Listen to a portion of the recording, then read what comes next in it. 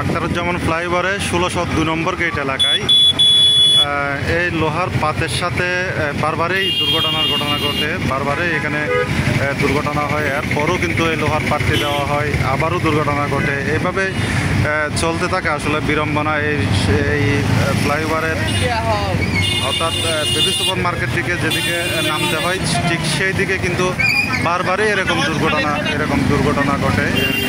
এটা থেকে পেছনের দিকে দীর্ঘ যানজটের সৃষ্টি হয়, অনেকটা লালখান বাজার পর্যন্ত যানজটের সৃষ্টি হয়।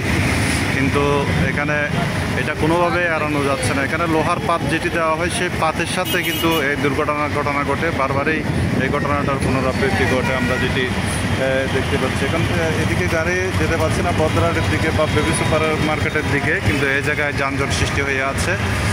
ফ্লাইওভার দিয়ে গাড়ি চলাচল করতে পারছে না। আসলে সবসময় এই ঘটনা ঘটে।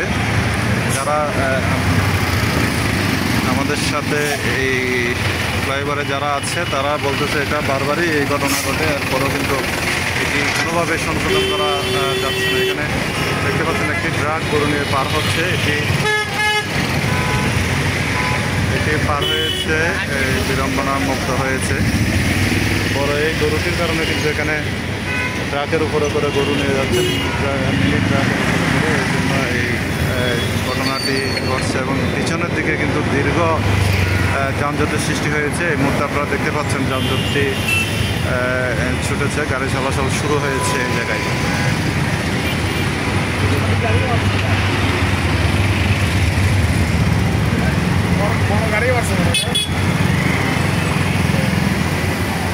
দীর্ঘ যানজট, একেবারে লালখান বাজার পর্যন্ত যানজট সৃষ্টি হয়ে গেছে, আপনারা দেখতে পাচ্ছেন।